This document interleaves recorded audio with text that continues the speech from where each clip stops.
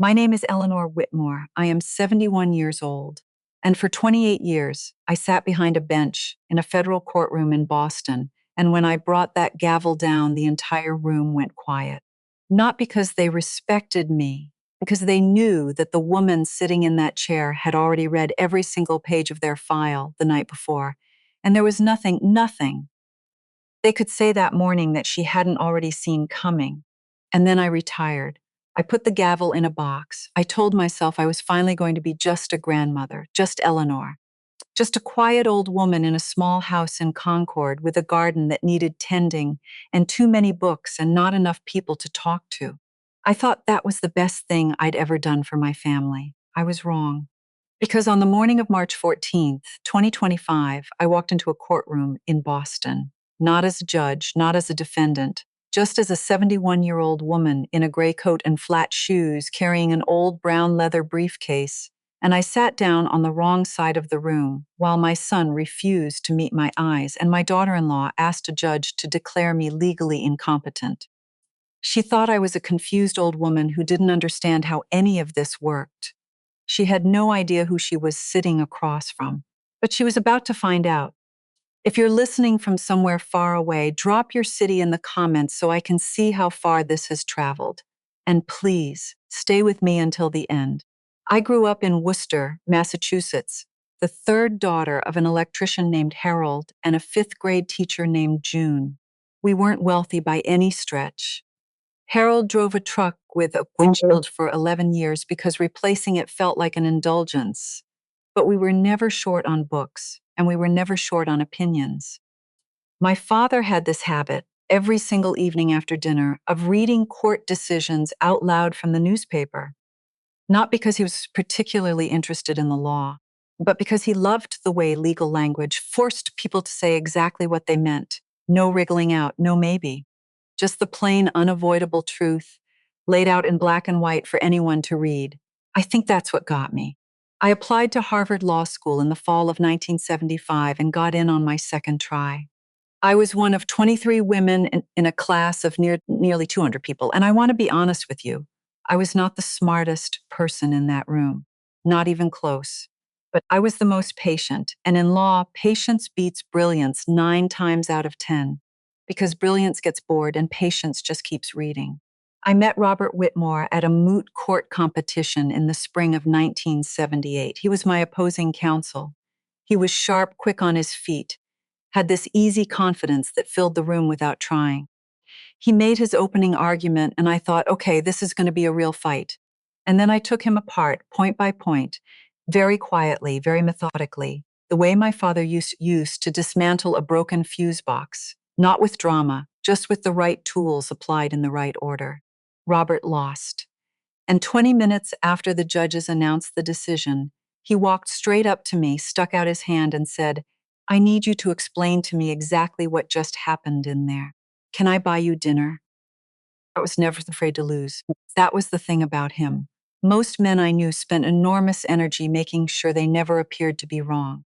Robert thought losing was just information, just data, just the universe telling you there was something you hadn't figured out yet. I loved him for that, before I even realized I was falling for him. Daniel was born in 1980. Robert took teaching position at Boston University School of Law, and I went to work at the U.S. Attorney's Office, prosecuting federal cases. I was good at it. I was methodical. I was thorough. I was the attorney who read every page of every exhibit and cross-referenced every date, because I genuinely believed, and still believe, that the truth lives in the details that other people skip over because they're in a hurry. In 1991, I was nominated to the federal bench. Daniel was 11 years old. Robert threw a small dinner party at our house in Concord, just close friends, just family, and at the end of the night, he disappeared into the garage for a few minutes and came back carrying a small wooden box. Inside was an old-fashioned gavel, not a ceremonial thing, nothing fancy, just a solid, plain, well-made gavel with my name and the year carved into the handle. I didn't know what else to get you, he said, a little sheepish, but I figured you're going to need this, and I want you to remember that it belongs to you, not the robe, not the title. I didn't fully understand what he meant that night. I think I understand it now. I need to tell you about Vincent Caruso because nothing that happened later makes sense without him. In 1994, I presided over a major federal racketeering case. Vincent Caruso ran what appeared on paper to be a regional construction company. What it actually was a money laundering operation for an organized crime network that stretched from Providence to Portland. And the money that went in dirty came out clean, and nobody had managed to make a case stick for 11 years. I spent 14 months reviewing financial records, pushing through every procedural obstacle his defense attorneys could throw at me. And when the jury came back, Vincent Caruso was looking at 22 years. Before the marshals walked him out, he turned around and looked directly at me. Not at the jury, not at the prosecutor, at me. And he said, quietly enough that only the people within a few feet could hear, "Judgments have consequences, Your Honor." I noted it for the record and moved on. 3 weeks later, a neighbor called to tell me she'd seen a man she didn't recognize sitting in a parked car outside Daniel's school for the second day in a row. Daniel was 14. The FBI took it seriously. They assigned a protection detail, interviewed several individuals with known connections to Caruso's network, and at the end of it, the recommendation from the agent in charge was unambiguous. Completely separate your public identity from your family life. No photos of Daniel in any public-facing context. At social events connected to Daniel, school functions, neighborhood gatherings, anything, I was just Eleanor, just Daniel's mom.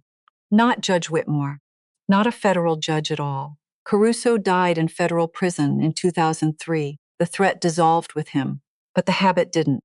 By the time Daniel was grown and the danger was long past, the wall I'd built between my work life and my home life had been standing so long that neither of us could really remember it was there.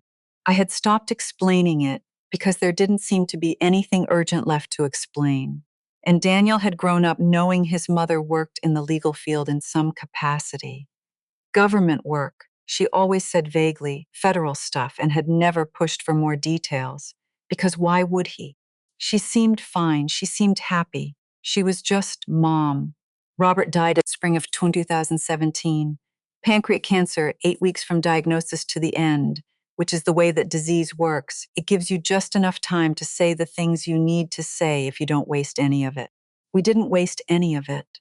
The morning after the funeral, I sat in his armchair in the living room and I thought, okay, now what? I retired in 2019, 67 years old. I moved back into our house in Concord full time, the one we'd bought in 1985, the one where Daniel had grown up, where Robert had spent 30 years grading papers at the kitchen table. I planted a garden. I read. I learned how to make bread from scratch, which Robert had always wanted to do and never gotten around to.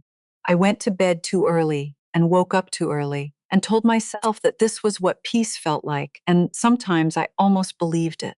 Daniel had built his own firm, Whitmore and Associates, civil litigation, doing well by any measure. He married Serena Page in 2018. I attended the wedding as the groom's mother. I sat at the front table. I smiled in the photographs. Not a single person at that reception knew that the silver-haired woman in the blue dress had one of the highest rates of upheld decisions in the history of the First Circuit Court of Appeals. I didn't tell them. There didn't seem to be a reason to. And that silence, that long, well-intentioned, carefully maintained silence, was the thing that would nearly cost me everything. Let me tell you something about Serena Page before I tell you what she tried to do to me, because I made a commitment to be honest in this telling. And being honest means not turning her into a cartoon villain when the truth is more complicated than that. Serena did not hate me when she married Daniel. I want to be clear about that. She was afraid of me. Not because of anything I said or did. I was careful, almost to a fault, never to overstep, never to offer unsolicited opinions about their home or their parenting or their choices. But I think Serena looked at me, at the fact of me, a woman who had built something substantial and stood on her own 2 feet and never seemed to need anyone to rescue her, and felt, on some level she probably couldn't have articulated, that my existence was a quiet indictment of her own story. Serena had grown up in a family where money was always the crisis that everything else organized itself around. Her father did construction work, steady but not lucrative. Her mother worked checkout at a grocery store and was chronically underpaid and chronically exhausted. Her older brother Todd was the kind of person who moved through the world as if other people owed him a living, charming when he needed something, unreliable the rest of the time. Serena was smarter than Todd, more hardworking than Todd, more capable in every measurable way, but she'd spent her whole life trapped between wanting to escape her family's financial chaos and being constitutionally unable to close the door on them. She'd been doing freelance consulting work since her late 20s. Contract positions, project based income, the kind of career that looks flexible from the outside and feels precarious from the inside. Before she married Daniel, she'd accumulated somewhere north of $60,000 in credit card debt. Not because she was reckless, exactly, but because she was trying to maintain a life that looked like success, while the income wasn't quite keeping up with the image. After the wedding, with Daniel's income coming in, the debt stopped growing, but it didn't go away because Serena was quietly sending money home to her family every few months, and Daniel didn't know. She kept those accounts under a variation of her maiden name, Serena V. Page, rather than Serena Whitmore, and Daniel, who trusted her completely with the household finances and had fallen into the habit of focusing on the firm's accounts while she handled the personal ones, had simply never looked. By 2024, the balance had crept back up to $85,000, spread across multiple cards at an address Daniel didn't know existed. That's the financial reality Serena was living inside, scared, stretched, and holding it together with both hands while the walls slowly closed in. I observed all this over the years the way I used to observe witnesses on the stand, quietly, carefully, without tipping my hand. I didn't intervene. I told myself that a mother-in-law who stays in her lane is a mother-in-law who gets to stay in the family. And there may have been some truth in that. But there was also a cost. And the cost was this. The less I said, the less space I occupied. And the less space I occupied, the easier I became to overlook. By 2020, when Lily was born, Serena was controlling the visiting schedule with polite excuses that were impossible to argue with. The baby's routine, a cold going around, a family trip, always something. I saw my granddaughter 4 times in her first 6 months. By 2022, when Nora arrived, it was down to 3 visits in the entire year. 3. My younger granddaughter was learning to walk, and I was getting photo updates like a distant acquaintance. By 2023, Daniel had started letting Serena answer his phone when I called. I'd hear her voice, soft and apologetic. "Oh, Mrs. Whitmore, he's so swamped right now. Can I have him call you back?" He would sometimes call back and sometimes not. And I had stopped keeping track because keeping track felt too much like keeping score, and keeping score felt too much like being the difficult mother-in-law I had promised myself I would never become. I made myself smaller and smaller and smaller still. Here's the thing nobody tells you about making yourself small to be loved. The smaller you make yourself, the easier you are to forget. And the easier you are to forget, the less anyone feels the weight of forgetting you. I was not going to cause a scene. I was not going to make Daniel choose. I was going to be patient and quiet and available whenever they decided they had room for me. I was wrong about that too. And the moment I found out exactly how wrong, that came on an ordinary Tuesday afternoon in November of 2024, when Daniel stopped by to pick up some paperwork and left his laptop open on my kitchen table. November 2024. Daniel stopped by on a Tuesday afternoon to pick up some of his father's old insurance paperwork. He needed it for a tax filing at the firm, something about an estate matter that had been sitting unresolved since Robert died. He came in through the back door the way he always had, kissed me on the cheek, set his laptop on the kitchen table while I made coffee, and started digging through the filing cabinet in the hallway. I was standing at the counter, back to the table, waiting for the coffee to finish, when I heard the notification sound. I turned around. His laptop screen had lit up with an incoming email preview. I wasn't snooping, I want to be absolutely clear about that. The device was sitting open on my kitchen table. The screen was facing me, and the preview was right there in large readable text before it dimmed. The email was from Todd Page, Subject line, read timeline, we need to move before spring. The preview read, Dr. Freed confirmed he'll complete the eval by end of month. Once the petition is filed, the trust and the Concord property go into the estate under your management. She won't contest it. She doesn't understand how any of this works. And even if she tries, who's going to listen to a confused old woman? I read it once. The screen dimmed. I turned back to the coffee. My hand did not shake. 28 years of sitting across from people who were lying to me, people who had done terrible things and were trying to talk their way out of them, had trained certain responses into my nervous system at a level below conscious thought. One of those responses was this: when you receive critical information, your face does not change. Your body does not change. You receive the information, you file it, and you keep moving. I poured 2 cups of coffee. Daniel came back down the hallway with a folder under his arm, slightly out of breath, already checking his phone. Got it, he said. Thanks, Mom. Hey, that coffee smells amazing. Sit for 5 minutes, I said. I really can't. I've got a 3:00. 5 minutes, Daniel. He sat. We talked about nothing. Lily's new soccer league, whether Nora was ready to start reading chapter books, whether I'd thought about getting a dog. He drank half his coffee, grabbed his laptop, kissed me on the forehead, quick and weightless, the kind of kiss you give someone out of habit, and was gone. I listened to his car pull out of the driveway. I listened to it reach the end of the street. I listened to the neighborhood go quiet again.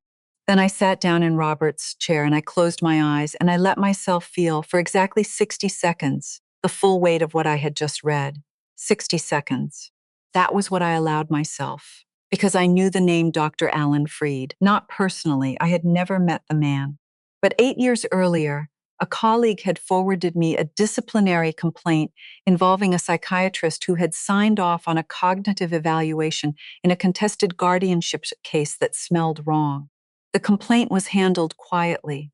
The psychiatrist kept his license. But I had read that file, and I remembered his name the way I remembered every name attached to something that should have gone differently. And I knew what a guardianship petition was. I had reviewed dozens of them from the bench.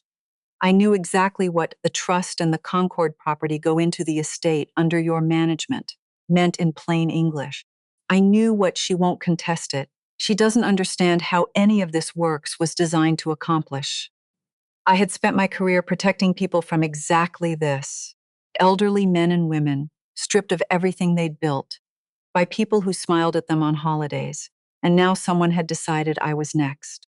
The investigator in me, the part that had been asleep for 5 years, maybe longer, opened her eyes, very, very clearly. Okay, she said, let's build the case. The next morning, I called Liam Garrett. Liam had clerked for me during his second and third year out of law school, back in 2011 and 2012.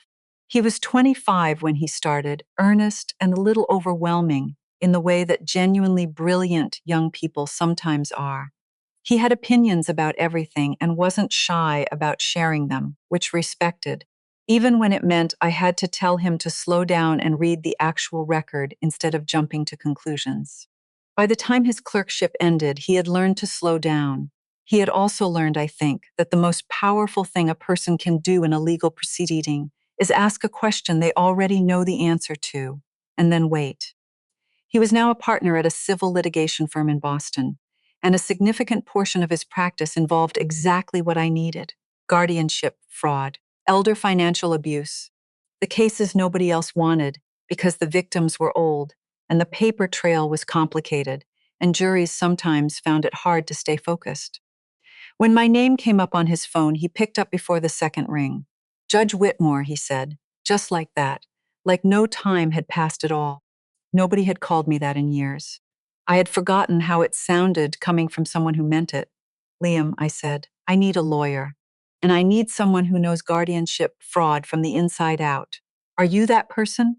There was a beat, not hesitation, more like him shifting gears. I learned from the best, he said. Tell me everything. Start at the top and don't leave anything out. I told him everything: the email, Todd Page, Dr. Freed, the years of distance from Daniel, the tightening of the circle. The way Serena had systematically positioned herself as the gatekeeper of all communication between my son and me. I gave him the full picture, including the context he needed to understand what kind of target they thought they were dealing with. When I finished, he was quiet for a moment. First things first, he said, and I could hear him already thinking 3 steps ahead the way I'd trained him to. The medical evaluation is the foundation of their whole case.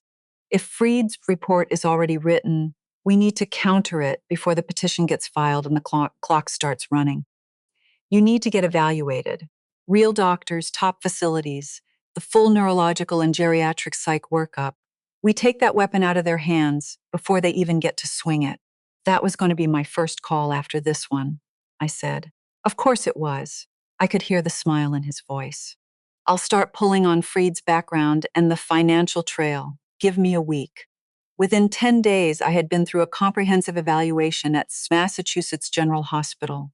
Memory, cognitive function, neurological screening, geriatric psychiatric assessment, the work. The physician overseeing the process was a neurologist named Dr. Sandra Hui, who had a reputation for being meticulous and a manner that was direct without being unkind. She came into the consultation room with my results and looked at me for a moment before she spoke. Mrs. Whitmore, she said, I don't know what you did for a living, but whatever it was, you should keep doing it. Your cognitive function is exceptional for your age. Honestly, it's exceptional for someone 20 years younger. I have absolutely no hesitation putting my name on this.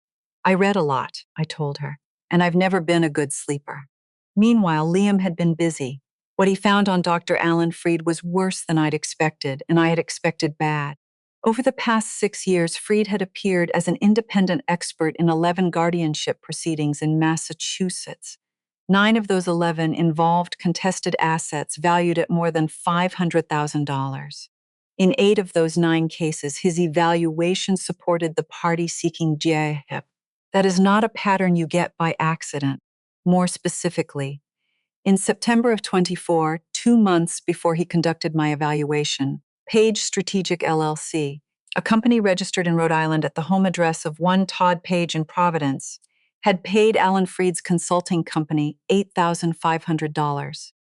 This information was sitting in publicly available LLC registration documents in Rhode Island. Nobody had looked because nobody had reason to look. Until now, the financial picture Liam assembled was equally illuminating. Beginning in May of 2024, a series of transfers had moved money out of the Whitmore household's joint account, an account Daniel used for family expenses, and largely left to Serena to manage day-to-day, and into Page Strategic LLC. The transfers were structured to look like consulting payments spread across different dates, categorized under different expense headings. By November 2024, the total was close to $340,000. Daniel's name was on the account. He had never flagged the withdrawals because he trusted Serena with the household finances completely and had fallen into the habit of only reviewing the firm's accounts in detail. He had no idea. And then there was what Liam found about Todd Page, the thing that made me sit very still at my kitchen table for a long time after I read it. In 2021, Todd had done this before, with his own parents. He'd convinced his mother and father, both in their early 70s, neither in any way cognitively impaired, both trusting their eldest son without question, to sign over full power of attorney under the stated rationale that it would simplify estate and protect them if their health declined. Within 18 months, more than $200,000 had moved out of their retirement accounts and into accounts connected to Todd's gambling debts at 2 casinos in Connecticut. His parents never reported it, because Todd was their son, because in the Page family you protected your own, full stop, no matter what. And Serena had found out. In 2022, while helping her parents do their taxes, she had seen the account statements. She had understood what had happened, and she had said nothing to anyone outside the family. She's not the mastermind, I said to Liam when we went over this together. She's the instrument. Todd found a method that worked once and decided to run it again. And Serena went along because she had been going along with Todd her entire life. and because the debt was eating her alive, and because she told herself that I was, what? A problem to be managed, someone who wouldn't fight back. Does understanding that change anything for you? Liam asked carefully. I thought about it, really thought about it. It changes the ending I want, I said finally. It doesn't change what I have to do to get there. January 2025. Serena chose her moment carefully, and I'll give her credit for that. She understood timing in the way that people who've spent their lives managing limited resources often do. She knew when Daniel was most stretched, most distracted, most likely to trust what she put in front of him without reading every word. That moment came on a Wednesday evening in the second week of January. Daniel's firm was in the middle of the most significant commercial litigation case in its history, a multi-party dispute with hundreds of pages of exhibits and a hearing date in February. He was regularly working past midnight. He was eating dinner at his desk more often than at the family table. He was, in the language of people who love someone who had been buried under a mountain of work for weeks, not fully present. Serena set a stack of documents on the kitchen counter at 10 o'clock that night, right as he was coming home. 12 pages with small, yellow, sticky arrows marking the signature lines. Hey, can you sign these tonight? My lawyer says we need to get them in before end of month. What is it? Care planning stuff for your mom. Like if something happens to her and she can't make decisions for herself, we need to be set up to step in on her behalf. You know how she's been kind of forgetful lately. Daniel picked up the top page, saw his mother's name, saw language about health decisions and estate management. He was exhausted. His mind was on the February hearing. He trusted his wife completely. He signed where the arrows pointed, 3 signatures, didn't read past page 2. He's a lawyer. He knows better than almost anyone alive that you never sign a document you haven't read cover to cover. But that's what long-term manipulation does. It finds the crack between what you know and what you feel, and it pries it open. Serena didn't trick a fool. She found the one window when a smart, careful man had his guard down, and she walked straight through it. Liam called me at 7 in the morning the day the petition was officially filed. It's been submitted. Hearing date is March 14th. Serena's is listed as petitioner. A pause. Daniel is co-signatory. I let the silence sit for a moment. Does he know what he actually signed? I asked. Based on the timing and what I know about his workload that week, I don't believe he read it carefully. But his signature is there. That's 2 very different legal situations, I said quietly. And 2 very different emotional ones, Liam added in the same tone. That night I went to my bedroom closet and took down the small wooden box from the shelf where it had been sitting for years, collecting dust. I opened it and lifted out the gavel, solid, plain, the handle worn smooth in the places my hand had rested for 2 decades and more. I sat on the edge of the bed and held it for a while. Then I carried it to the kitchen and set it on the table. I did not put it back in the box. 6 weeks before the hearing, Liam and I worked the way I used to work in the weeks before a major trial, methodically, thoroughly, without rushing, because rushing is how you miss the one thing that matters most. Liam built the defense on 4 pillars. The first was the medical documentation. Dr. Hui's report from Mass General, corroborated by an independent assessment from a geriatric neurologist at Brigham and Women's Hospital. 2 institutions, 2 separate physicians, 1 conclusion. Eleanor Whitmore showed no signs of cognitive impairment, not mild impairment, not early stage anything, nothing. The second was the Freed file.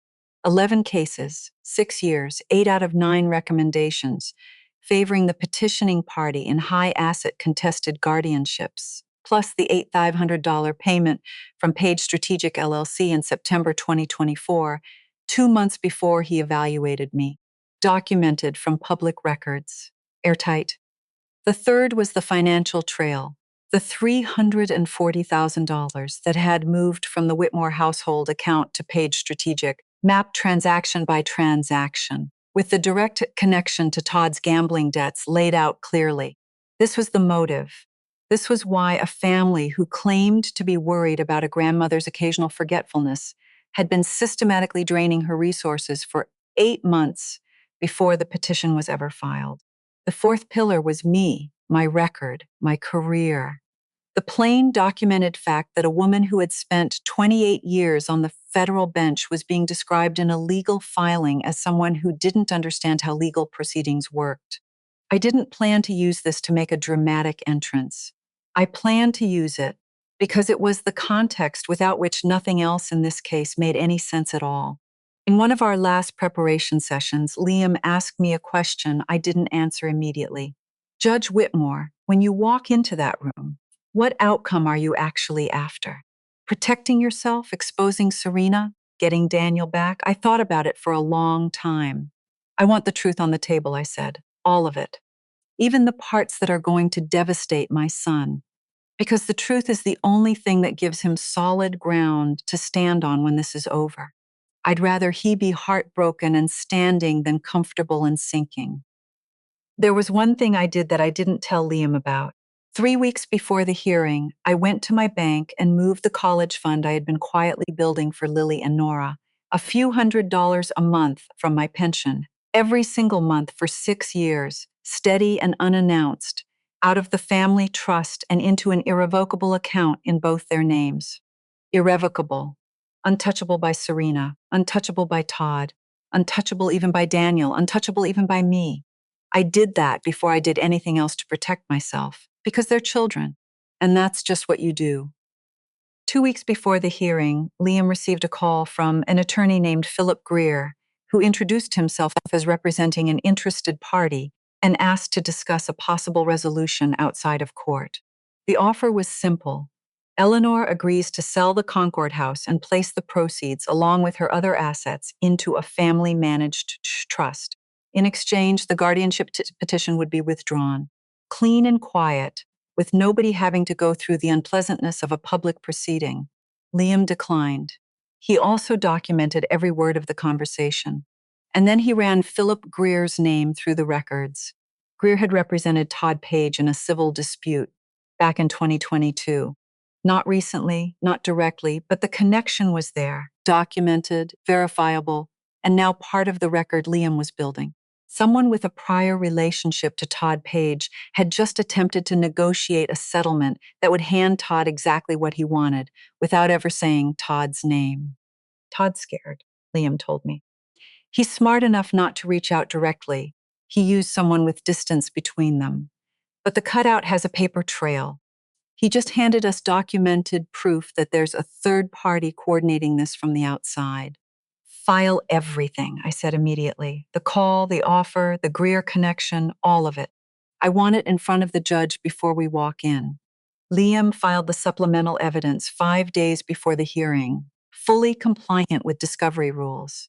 Judge Patricia Okafor received the filing and acknowledged it. But there was something else that mattered about that filing, something I didn't fully appreciate until I watched Serena's face in the courtroom. When she saw that Todd's name was now officially in the court record, attached to documented outside interference in the proceeding, something shifted behind her eyes. She understood for the first time that the walls weren't just closing in. They were closing in specifically on her brother. And that if this hearing went forward, it wasn't going to be a story about a confused old woman who needed managing. It was going to be a story about Todd Page. She had been in a version of this situation before. She knew what it felt like when Todd was running out of road, and she knew that her instinct, every single time without exception, was to try to catch him before he hit the ground. I watched her make the calculation from across the room. I didn't have to wait long to find out which way it fell. March 14, 2025, Probate and Family Court, Boston, 9 o'clock in the morning. The courtroom was small, 6 rows of seats, tables on each side, the judge's bench at the front, fluorescent lighting. The particular kind of quiet that courtrooms develop over decades of consequential moments, a stillness that settles into the walls and stays there. I arrived 20 minutes early. Every bit of it was deliberate. Gray coat, flat shoes, hair silver and unstyled. No makeup, no jewelry except Robert's watch on my wrist. I looked like exactly what Serena had always believed I was. An unremarkable old woman who had wandered into the wrong room and didn't quite understand what was happening around her. Serena arrived with her attorney, Marcus Webb, elder law specialist, expensive suit, the kind of practiced courtroom confidence that looks like authority until it's actually tested. He walked past me without a glance. I was the respondent. I was the confused old woman. I wasn't worth looking at yet. Daniel came in last. He sat down at Serena's table. He looked at me once across the room, and then he looked away. He looked like a man who hadn't slept properly in a week and couldn't entirely explain to himself why he was sitting on the side of the room he was sitting on. Judge Patricia Okafor came out and settled in behind the bench. She was 60 years old, silver-framed glasses, an economy of movement that I recognized instantly as belonging to someone who had spent a long time in courtrooms and learned not to waste energy on anything that didn't matter. She reviewed the file before calling the room to order. I watched her pause briefly, almost imperceptibly, on the supplemental filing Liam had submitted 5 days earlier. Good. Webb's opening presentation was polished. He described a woman who had become increasingly forgetful over the past year. Missed appointments, confused dates, an incident at a supermarket where she had apparently become disoriented and needed assistance. All of these accounts came from Serena. None of them had independent corroboration. Webb didn't dwell on that detail. Then he called Dr. Freed. Freed was a good witness. I noted that immediately and without resentment. It was simply a fact. He was calm, measured, appropriately deferential to the court while projecting clinical authority. He presented his 14-page evaluation with the ease of someone who had done this many times, which he had. His conclusion: mild to moderate cognitive decline, impaired capacity for financial decision-making, recommendation for full guardianship in the patient's best interests. The patient. That's what he called me, not Mrs. Whitmore. Liam stood up for cross-examination. He started easy: methodology, timeline, the location and duration of the evaluation. Freed answered smoothly. I watched his body language, relaxed, a little bored. He had been cross-examined plenty times before. He thought he knew how this went. Doctor, Freed, over the past 6 years, how many times have you testified as an expert witness in guardianship proceedings here in Massachusetts? A tiny pause. I'd have to check my records to give you a precise number. I have the number, Liam said pleasantly. 11 times. In 9 of those 11 cases, the contested assets exceeded $500,000. In 8 of those 9 cases, your evaluations supported the party seeking guardianship. Does that sound accurate to you? Webb objected. Relevance. Judge Okafor overruled him without hesitation. I'll allow it. Continue. Liam placed the compiled file on the judge's bench. Okafor looked at it without expression.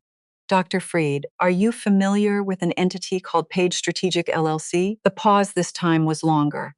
I may have had some professional dealings with that company. In September of 2024, 2 months before you conducted the evaluation of Mrs. Whitmore, Page Strategic LLC paid your consulting company $8,500. That transaction is documented in the LLC's publicly filed registration records in Rhode Island, which are included in the supplemental evidence submitted to this court 5 days ago. Can you tell the court what services you provided to Page Strategic LLC in exchange for that payment? Freed's jaw tightened almost imperceptibly. I would need to review my records to answer that accurately. The relevant records are currently on the bench in front of Judge Okafor, Liam said. Not aggressively, just matter-of-factly. The way you state something that is simply true. Okafor set the document down and looked at Freed steadily over her glasses. Then she looked at Webb. Then she said, in a tone that suggested she had seen quite enough for the moment, I think we'll take a 30-minute recess. In the hallway, Liam sat down on the bench beside me. You haven't said a word in there, he said. Didn't need to, I said. The documents are doing the talking.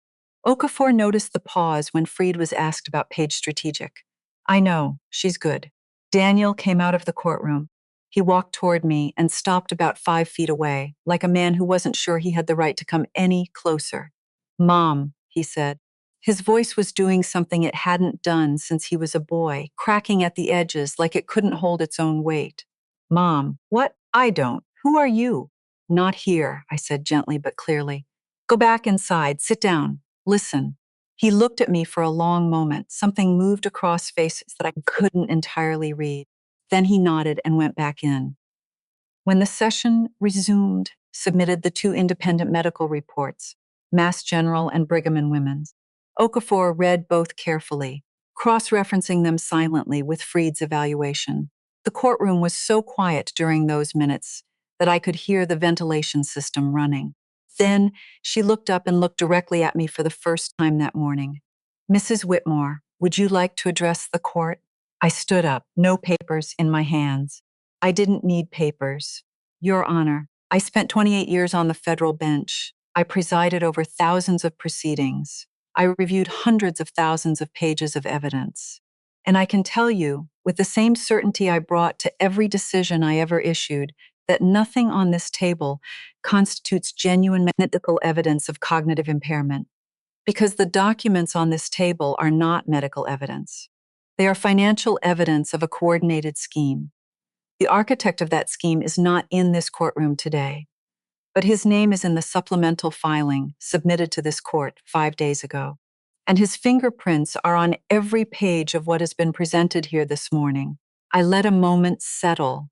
Todd Page needed money to cover gambling debts he had been accumulating for years. He ran this same operation against his own parents in 2021. The same methodology, the same structure, the same exploitation of family trust. He is running it again now through his sister against me. This is not a family concerned about an elderly woman's well-being. This is a financial operation wearing the costume of compassion. And this is the second time Todd Page has worn that costume. The first time his parents didn't know to fight back. I do. The room was absolutely still. Okafor looked at me steadily. "Mrs. Whitmore, what was your professional position before you retired?" "Federal judge, District of Massachusetts, 1991 to 2019. The silence that followed was a different kind of silence from the one before. Webb looked at Serena.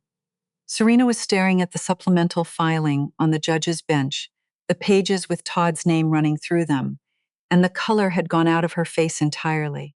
I watched her look at those pages and understand fully and completely what was coming if this proceeding continued. Okafor called a 20-minute recess. In the hallway, while Liam stepped away to make a call, Serena came and stood beside me. No Webb, no Daniel. Just the two of us in a corridor that smelled like floor cleaner and old paper. She didn't look at me when she started talking. "I didn't know Freed got paid before he evaluated you," she said. Her voice was low and very controlled, the voice of someone holding themselves together through sheer determination. "I knew Todd was paying him. Todd said it was a standard referral arrangement. I didn't know the amount. I didn't know the timing. I didn't say anything. I waited. He told me this was to protect the family, that if something happened to you medically, we needed to be positioned to help. He made it sound responsible, like we were being thoughtful and proactive." A pause. I knew it wasn't completely above board. I'm not stupid, but I kept telling myself it was close enough. "You saw what he did to your parents in 2022, I said. Not an accusation, a fact. She was quiet for a long moment. The kind of quiet that means someone is having a conversation with themselves. "I told myself that was different," she said finally. "I honestly don't know why I thought it would be different. I looked at this woman who had spent 5 years methodically edging me out of my son's life and my grandchildren's lives, who had moved hundreds of thousands of dollars into her brother's debt accounts, who had sat across from me at holiday dinners and smiled while building the infrastructure to take everything I owned. I looked at her and I thought about what fear does to people when it has been their constant companion since childhood. About the choices it makes look reasonable that have no business looking reasonable at all. I didn't feel sorry for her, but I understood her. And those are not the same thing. When you go back in that room," I said quietly, "you are going to withdraw the petition, not because you've run out of arguments, you haven't, but because you are smart enough to read the documents on that bench and understand what happens if this proceeding continues. Todd's name is now in the official court record, attached to documented outside interference. If today goes forward, this stops being a story about me. It becomes a story about your brother. And given what he did to your own parents That story is going to be considerably uglier than whatever is happening right now. I paused. You've been protecting him your whole life. This is the last moment you have to do that, before it's out of your hands entirely. What you do with it is your decision. She looked at me then, really looked at me, the way she never had in all the years she'd known me. Then she turned and walked back toward the courtroom door. When the session resumed, Webb stood and informed the court that the petitioner was withdrawing the guardianship petition with prejudice. Judge Okafor acknowledged the withdrawal and formally dismissed the case. Then, before she closed the file, she said quietly, precisely, in the tone of someone who chooses every word with care, "The court is referring the matter of Dr. Alan Freed to the Massachusetts Board of Registration in Medicine for review of potential ethical violations in connection with his role in this and prior proceedings. The financial documentation related to Page Strategic LLC and its associated transactions will be forwarded to the Attorney General's office for review. The court notes and appreciates the thorough evidentiary record provided by Respondent's Counsel." Todd Page's name had been read aloud in a courtroom by a judge. That particular bell could not be unrung. That evening, Daniel came to my house. He was still in his suit from the morning, jacket wrinkled now, tie loosened. He had clearly been driving for a while before he ended up in my driveway, because when I opened the door, he looked like a man who had gone looking for something and hadn't found it yet. He came in and sat down at the kitchen table, didn't take off his jacket, like he wasn't entirely sure he was staying. "You were a federal judge," he said. The words came out slowly, like he was still assembling them. 28 years, and I didn't know." "You didn't ask," I said. I said it gently. There was no accusation in it. It was simply the truth, and we both deserved to hear it stated plainly. "I signed that petition, Mom." His voice broke on that last word, Mom, the way it used to when he was 7 years old and had done something wrong and couldn't find the right way to say it. "Serena put it in front of me at 10 o'clock at night and said it was care planning paperwork, and I just signed it. I didn't read it properly. I didn't even." He stopped, pressed his hand over his mouth for a second. "I'm a lawyer. I know better than that. I know you never sign something you haven't read." "You do know that," I agreed. "And the fact that you did it anyway tells you something about how carefully she chose her moment." He was quiet for a while. Outside, the neighborhood had gone still in the way it does on spring evenings, that particular settled quiet. "Why didn't you ever tell me?" he asked finally. "About all of it, after Caruso died, after you retired, why did you keep not telling me?" I thought about the real answer, the honest one. "Because I built the wall to protect you, and then I lived behind it so long I forgot how to come out the other side," I said. "And because part of me was afraid that if you knew who I actually was, you'd look at me differently. Not necessarily better, just differently. And I wanted you to see me as your mother, not as Judge Whitmore. I wanted to be enough as just your mother." He sat with that for a long moment. "Lily and Nora," he said. "Their college fund is safe," I said. "I moved it before I did anything else." He looked at me, and in his face, I saw something that had been arranged one way for a very long time, quietly, carefully rearranging itself into something else. He reached across the kitchen table and covered my hand with both of his. Neither of us said anything for a while. We didn't need to. May 2025. The Attorney General's office moved quickly once they had the documentation Liam had submitted. Todd Page was formally investigated on 6 counts, including fraud, money laundering through Page Strategic LLC, and conspiracy to commit guardianship fraud. But the twist that mattered most, the one that turned this from a financial crime story into something larger, came out in the investigation's early stages. The 2021 incident with Todd's own parents, which had been held inside the family like a wound nobody was allowed to name, was now officially on the record. Investigators identified the pattern clearly. Same methodology, same LLC structure, same exploitation of familial trust, different victim. And when Todds were told that there was a formal investigation underway, that this wasn't something that was going to stay tucked away inside the family anymore, they agreed to cooperate. Their eldest son had taken more than $200,000 from the retirement accounts they had spent their whole working lives building. They had spent 3 years not talking about it, covering for him the way families cover for people who should not be covered for, out of love and out of shame and out of the desperate, persistent hope that if you don't say the thing out loud, it isn't completely real yet. Now it was real. Now it was in the record. And now Todd Page was facing charges that reached back years further than anyone had initially understood. Serena cooperated with investigators in exchange for a reduced charge. She lost her professional credentials for 3 years and was assigned 200 hours of community service at an organization that provides legal advocacy for elderly victims of financial abuse. That last part was my suggestion to the AG's office. They didn't have to take it, they did. I don't know if it was the right call, I said to Liam when we talked it through. But I wanted her to sit across from the people who got hurt by someone exactly like her brother and decide for herself, without anyone telling her, what kind of person she's going to be from here on out.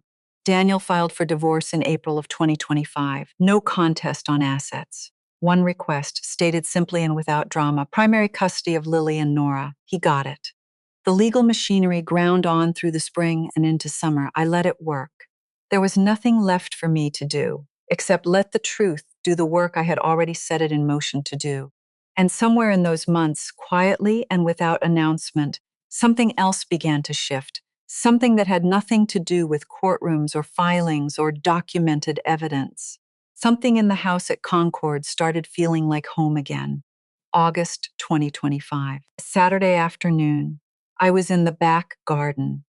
The one I had let go to seed for 3 years, Robert's rose bushes, struggling stubbornly along the fence, the beds overgrown in the way of things that have been waiting patiently for someone to come back to them. I was working on one of the roses, trying to clear out 3 years' worth of dead growth, when I heard Daniel's car pull into the driveway. The back doors opened. 2 pairs of feet hit the ground running. Lily came around the corner of the house first. She was 11 now, nearly 12, and she had Robert's way of looking directly at you, fully and without self-consciousness, like direct eye contact was simply the most efficient way to understand a situation.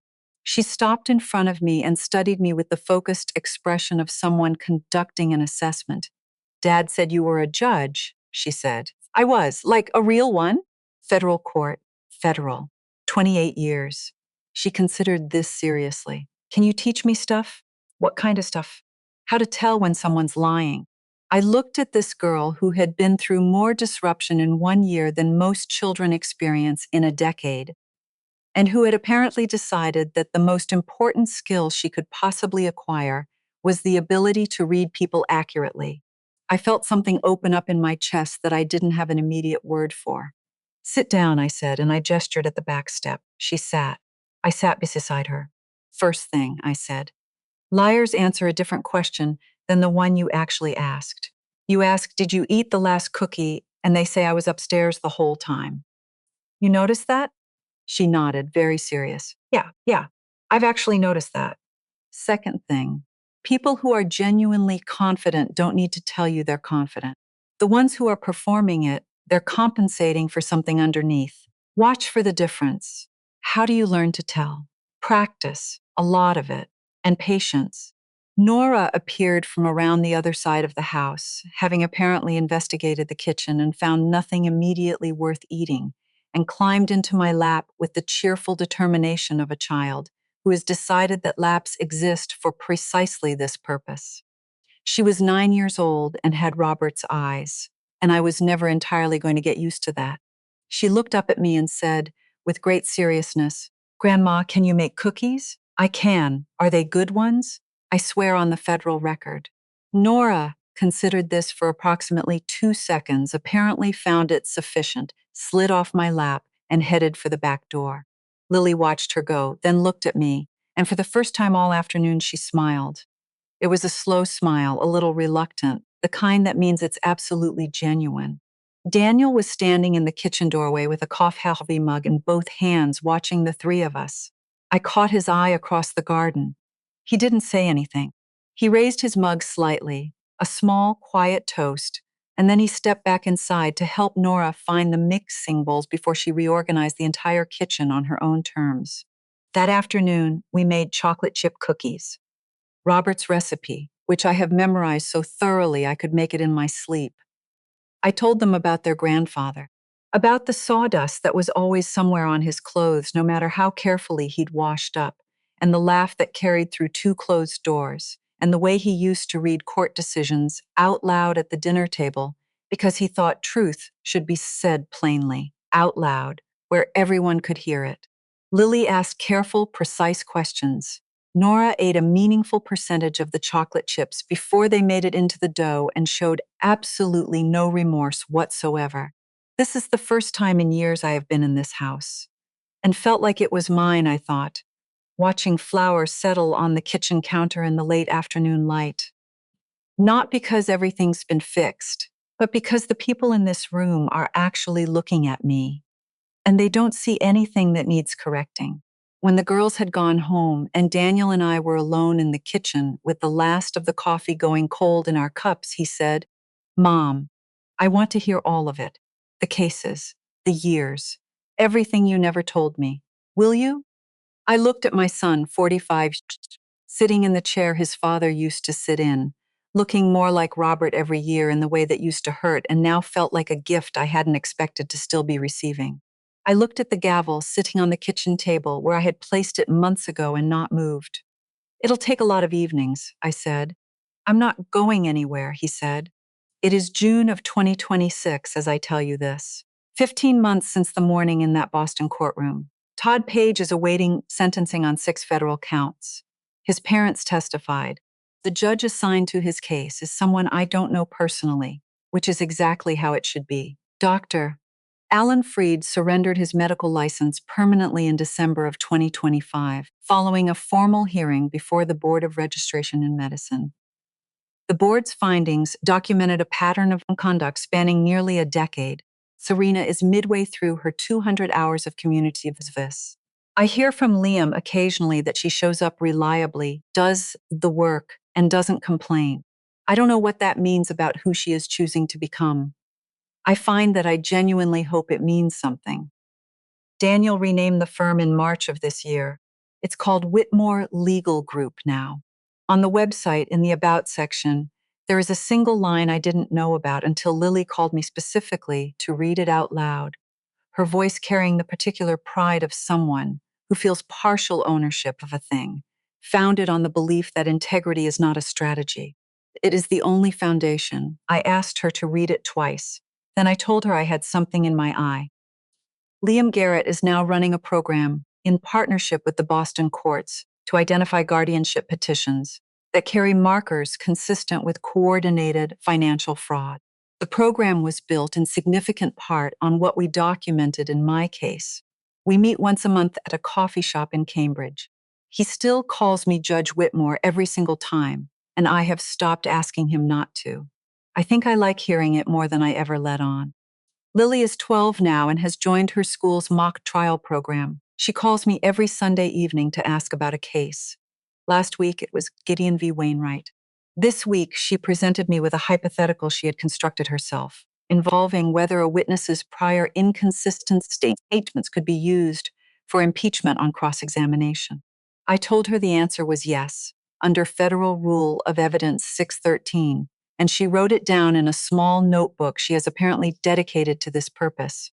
Nora, at 9 years old, has established a firm household policy that no substantive conversation of any kind may begin until cookies have been produced. I have decided this is a reasonable position and I respect it entirely. In April, a small envelope appeared in my mailbox. Inside was a card. Daniel's handwriting.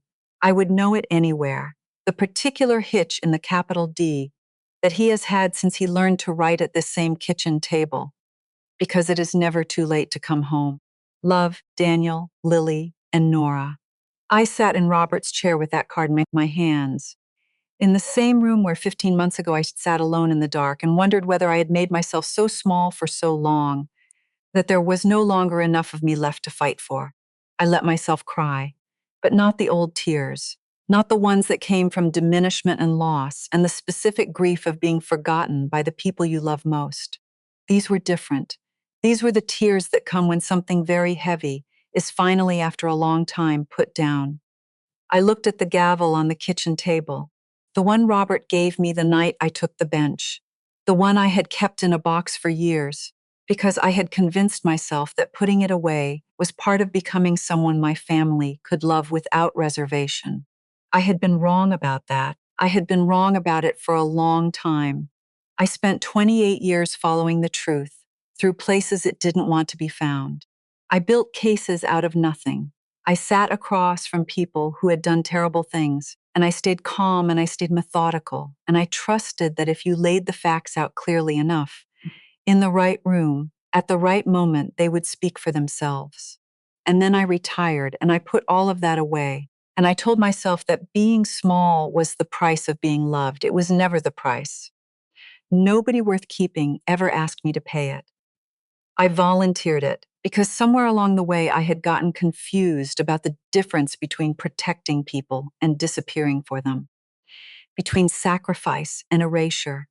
If you are out there right now, making yourself smaller than you are, quieter than you feel, less than you know yourself to be, because you believe that is what someone needs from you in order to keep you, I need you to hear this. The room was never theirs to grant you permission for. You were always allowed to take up space. You were always allowed to be seen. The gavel does not need to go in the box. It just needs to be in the right hands, at the right moment, for the right reason. My name is Eleanor Whitmore. I am 71 years old, and I'm just getting started. There's one detail in Eleanor's story I keep coming back to. The gavel Robert gave her on the night she was sworn in. He didn't give her flowers. He gave her the tool of the work she loved the why, like he was saying, don't ever put this down. And she put it down anyway, for years, not because she wanted to, because she thought that was what loving people required of her. I think a lot of us have a version of that gavel. It doesn't have to be a career or a title. Sometimes it's just your voice. And we set it aside because we're afraid that being fully ourselves will make us too much for the people we love. Eleanor's story is a reminder. The gavel belongs in your hand, not in a box in a dark closet. If this reached you today, drop a comment and tell me, what is your gavel? What have you been putting away that it's time to pick back up? I genuinely want to know.